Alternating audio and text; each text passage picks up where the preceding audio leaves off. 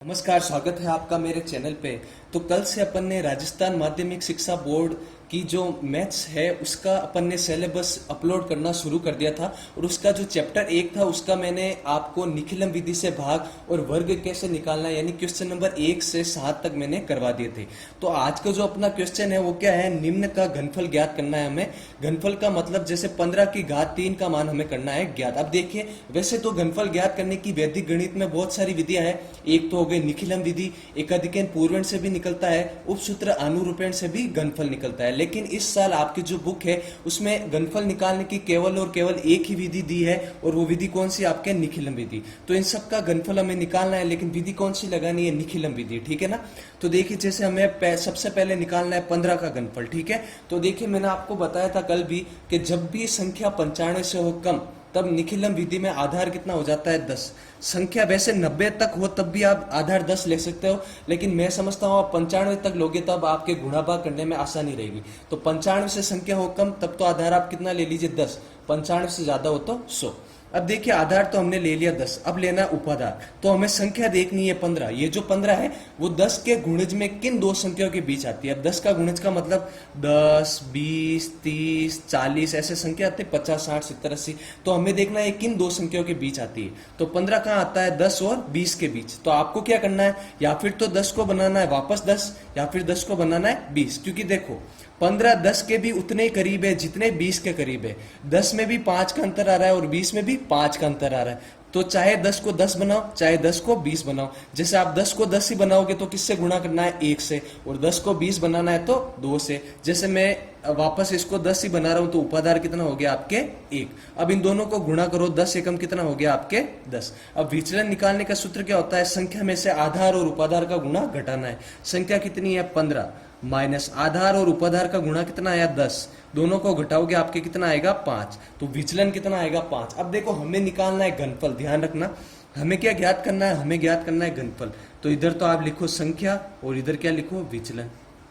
देखो, वर्ग में तो संख्या लिखनी है 2 बार, लेकिन घनफल में संख्या कितनी बार लिखनी है आपको, 3 बार। तो 15 15 और ये क्या हो गया, 15। संख्या के सामने उसका विचलन कितना आया, 5। तो 5 लिखोगे, ये हो गया आपके 5 5 और ये कितना हो गया आपके 5। ठीक है। अब इसको सरल करना है। देखिए, कल मैंने आपको क्या बताया था कि आपको सूत्र के चक्कर में पढ़ना ही नहीं है, कुछ भी रटने की जरूरत नहीं है। कल मैंने आपको बताया था 2 लाइनें ड्रॉ करके बताई थी, वो याद रखना है। अब देखो, जब वर्ग निकालना है तब 2 संख्या होती है तब 1 लाइन ड्रॉ करनी है, लेकिन घनफल निकालना है तो 3 संख्या लिखी है तो कितनी लाइन बनानी है, 2 लाइन। देखिए, इस पहली संख्या के साथ दूसरी संख्या का विचलन भी जुड़ेगा और तीसरी संख्या का विचलन भी जुड़ेगा, क्योंकि अब की बार संख्या कितनी है, 3 है। जब 2 थी तब एक ही संख्या को जोड़ा, 3 है तो 2 संख्या को तो जोड़ दीजिए। 15 के साथ दूसरी संख्या का विचलन 5 प्लस कितना हो गया, 5। कोष्टक में बंद करने के बाद देखिए, जब वर्ग निकालते हैं तब गुणा करते हैं उपाधार से, लेकिन जब घनफल निकालते हैं तब उपाधार के ऊपर पहले क्या लगाते हैं, वर्ग। पहले घात कितनी आई, 2। अब ये घात घटती हुई जाएगी। अब की बार घात कितनी आएगी, 1। फिर कितनी आ जाएगी, 0। अब किसी भी संख्या की घात 0 उसका मान 1 होता तो लिखने की जरूरत नहीं है। ये हो गया। फिर देखिए क्या करना है, इसमें एक स्टेप आपको ज्यादा करना है। उसमें तो आप क्या करते थे वर्ग में, पहले जोड़ा फिर पीछे तीनों संख्याओं का गुणा। तीनों संख्याओं का गुणा तो इसमें भी करना है पीछे। जैसे 55 25 25 पंजे कितना हो जाएगा, 125। ये गुणा तो हमें करना ही है, लेकिन बीच में एक स्टेप और करना है। क्या करना है, पहले इन दोनों का गुणा करना है, यानी पहले और दूसरे विचलन को। तो 55 कितना आ जाएगा आपके, 25। फिर दूसरे और तीसरे को करना है तो वापस 55 और 25। फिर पहले और तीसरे को करना है तो 55 कितना आ जाएगा आपके, 25। ऐसे गुणा करना है। गुणा करने के बाद प्लस का निशान लगाना है। देखो, पहले गुणा करा उपाधार के वर्ग से, तो अब एक घात कम कर दो तो उपाधार के ऊपर घात कितनी आ जाएगी आपके, 1। ऐसे समझ में आ गया। पहले तो जोड़ लिया, फिर क्या करना है, पहले तो पहले और दूसरे विचलन को गुणा, फिर दूसरे और तीसरे को, फिर पहले और तीसरे को। गुणा करने के बाद प्लस का निशान और गुणा करना है उपाधार अंक से, और लास्ट में गुणा करना है तीनों संख्याओं को एक साथ में। जैसे 5 × 5 × 5 कितना आएगा, 125। अब इसको सरल करके देखिए, तो देखिए 15 में आपने 10 जोड़ा, ये 5 और 5 10 कितना हो जाएगा आपके, 15 में 10 जोड़ा कितना हो गया आपके, 25। तो ये तो हो गया आपके 25।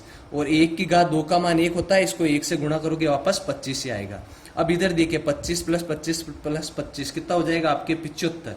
और पीछे आपके कितना है, 125। ठीक है ना। इसको 1 से गुणा करके वापस ये आता। अब ध्यान से देखिए, अपने पास आधार में 0 कितना है, 1 0। तो पहले खंड में छोड़ के बाकी सारे खंड में कितनी अंक की संख्या रखनी है, 1 अंक की। यहाँ पर 3 अंक की संख्या है तो 5 तो उतारा अपने पास। इस 12 को आगे वाली संख्या में जोड़ दीजिए ऐसे।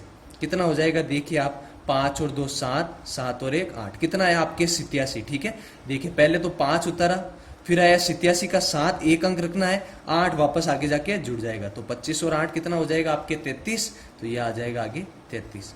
तो 15 का घनफल आपके कितना होता है 3375। ठीक है, समझ में आ गया होगा आपके। एक और क्वेश्चन देखिए 91 का, कैसे होगा 91 का। पहले क्वेश्चन में हमें 91 का घनफल निकालना है, तो वही वापस आधार उपाधार विचलन निकालना है निखिलम में। तो देखिए संख्या अभी भी 95 से कम है, 95 से कम हो तो आप 10 ही लेना ताकि आपके गुणे भाग में आसानी रहे। तो आधार तो आपके कितना आ गया 10। अब उपाधार, तो देखिए ये संख्या किसके ज्यादा नजदीक है 10 के गुणज में, तो ये संख्या आपके किसके बीच आती है, ध्यान से देखिए 90 और 100 के बीच में। ज्यादा किसके करीब है 90 के ज्यादा करीब है। तो 10 को बनाना है 90, तो किससे गुणा करोगे 9 से। देखो एक तरीका तो ये मैंने बताया, एक तरीका जो 70% आपके काम आता है वो क्या है कि अगर आपको उपाधार लेना है ना, तो जिस संख्या का आपको गुणा निकालना उसका अगला अंक किसका काम करता है उपाधार का। जैसे पहले क्वेश्चन में 15 का अगला वाला अंक कितना था 1, तो उपाधार भी कितना आया 1। इसमें अगला अंक कितना है 9, तो उपाधार भी कितना आएगा 9। 70% क्वेश्चन में ये काम करता है, कुछ एक क्वेश्चन ऐसा हो जाता है जिसमें ये काम नहीं करता। तो ये हो गया 10 और 9 90। अब इन दोनों को गुणा करोगे तो कितना आएगा आपके 90। अब आपको निकालना है विचलन, तो विचलन निकालने का सूत्र क्या होता है, संख्या में से आधार और उपाधार का गुणा घटाना है। संख्या कितनी है 91 और आधार और उपाधार का गुणा कितना है 90, तो आपके विचलन कितना आएगा 1। अब देखिए 91 का घनफल निकालना है, तो आपको 91 को लिखना है 3 बार, 91 91 और ये 91, इनके सामने इनका विचलन कितना आपके 1, तो लिखना है 1 1 और कितना लिखा आपने 1। फिर आगे क्या करना, हमें अब करना है कि पहली संख्या के साथ दूसरी संख्या का विचलन भी जोड़ेंगे और तीसरी संख्या का विचलन भी जोड़ेंगे। तो जोड़ लीजिए इसको फटाफट। 91 के साथ आपको ये 1 भी जोड़ना है और नीचे वाला 1 भी जोड़ना है। कोष्टक में बंद करने के बाद किससे गुणा करते हो आप, उपाधार अंक से, लेकिन घन निकालना है तो उपाधार अंक के वर्ग से। ठीक है, तो उपाधार अंक के वर्ग से कर लिया गुणा। बीच में क्या है, पहले इन दोनों को गुणा करना, फिर इन दोनों को, फिर ऊपर और नीचे वाले को। तो देखो 1 को 1 से गुणा करा, 1 गुणा करने के बाद प्लस 1 को 1 से गुणा करा 1 प्लस, फिर 1 और 1 को गुणा करा 1। पहले तो देखो उपाधार का घात कितनी है 2, अब 1 कम कर दो तो 1 की घात आएगी, 2 से 1 कम कितना होता है 1, ये हो गया। पीछे गुणा करना है तीनों को, तो 1 को 3 बार गुणा करेंगे वापस कितना आएगा 1। देखो पहले उपाधार के वर्ग से, फिर घात कम करी तो कितना है 1, अब घात कम करेंगे कितना आएगा 0 और 1 की घात 0 का मान वापस कितना आएगा 1, तो लिखने से मतलब नहीं है। 9 का वर्ग कितना होता है 81 इंटू 91 में 2 जोड़ा कितना हो जाएगा आपके 93। इधर देखो ये कितना हो गया 3, 3 को 9 से गुणा करा कितना आएगा आपके 27 और पीछे आपके कितना आ गया 1। 81 और 93 को गुणा कीजिए, आपके कितना आता है, तो 81 और 93 का गुणा आपके 7533, तो ये कितना आएगा 7533। पीछे कितना है 27 और उसके पीछे कितना है 1। अब नियम क्या होता है कि पहले खंड को छोड़कर बाकी जितने भी खंड है उनमें उतने ही अंक की संख्या जितने आधार में 0 है। तो 0 कितना 1, तो हर खंड में 1 संख्या रखनी है। तो यहाँ तो 1 की संख्या है तो ये सही है। यहाँ 2 संख्या है तो पहली संख्या 7 तो नीचे और ये 2 आगे वाली संख्या में जाके जुड़ जाएगा। तो कितना हो जाएगा यहाँ पर 7533 में 2 जोड़ा कितना हो जाएगा आपके 35, तो ये आ गया आपका आंसर। ठीक है, ये आपको समझ में आ गया। अब देखिए पहला और दूसरा क्वेश्चन मैंने करवा दिया। अब थोड़ा तीसरा क्वेश्चन आप ध्यान से देखिए। इसमें तीसरा क्वेश्चन क्या था 32 का। अब 32 का आप निकालोगे, संख्या 95 से कम है तो आधार तो आपके वापस कितना हो जाएगा 10 और उपाधार लोगे तो अगला अंक देख के ले लेना, अगला अंक कितना है 3, तो सीधा हो जाएगा 3। बाकी 32 30 और 40 के बीच आता है और 30 के ज्यादा नजदीक है तो भी कितना आएगा 3। तो ये तो आप कर लोगे, ये तो इजी है। मैं आपको कौन सा करवा देता हूँ 308 का। तो देखिए 308 का आपके कैसे होगा, तो देखिए हमें 308 का निकालना है। अब 308 तो है 95 से ज्यादा, तो संख्या जैसे ही हुई 95 से ज्यादा तो आधार 10 की जगह कितना हो जाएगा आपके 100, तो आधार तो हो गया 100। देखिए जब आधार आपके 10 आता है तब हमें उपाधार अंक निकालना, तो हमें देखना होता है कि संख्या 10 20 30 40 50 60 70 80 90 में से किसके ज्यादा नजदीक है। लेकिन आधार आ जाए ना 100, तब हमें देखना है कि संख्या 100 200 300 400 इनमें से किसके ज्यादा नजदीक है। तो 308 किसके ज्यादा नजदीक है 300 के ज्यादा नजदीक है। तो 100 को 300 बनाने के लिए किससे गुणा करोगे आप 3 से। और वैसे भी मैंने क्या बताया था, हमेशा आगे वाला अंक क्या होता है उपाधार। तो देखो कितना आएगा 3, तो इन दोनों का गुणा करोगे आप कितना आएगा आपके 300। ठीक है, अब निकालना है विचलन। तो विचलन निकालने का सूत्र संख्या में से आधार और उपाधार का गुणा घटाना है। संख्या कितना है 308 और आधार और उपाधार का गुणा कितना आया 300, दोनों को घटाओगे आप कितना आएगा 8। तो विचलन आपके तीनों का ही कितना आ जाएगा 8 8 और 8। फिर मैंने क्या बताया था, पहली संख्या के साथ दूसरी संख्या का विचलन भी जोड़ना है और तीसरी संख्या का विचलन भी जोड़ना है। तो जोड़ दीजिए आप, इधर देखिए 308 में आपको ये दूसरा 8 भी जोड़ना है और तीसरा 8 भी जोड़ना है। जोड़ने के बाद किससे गुणा करते हैं, उपाधार अंक के वर्ग से, है ना, घन में। तो उपाधार कितना है 3 और उसका हो गया आपके वर्ग।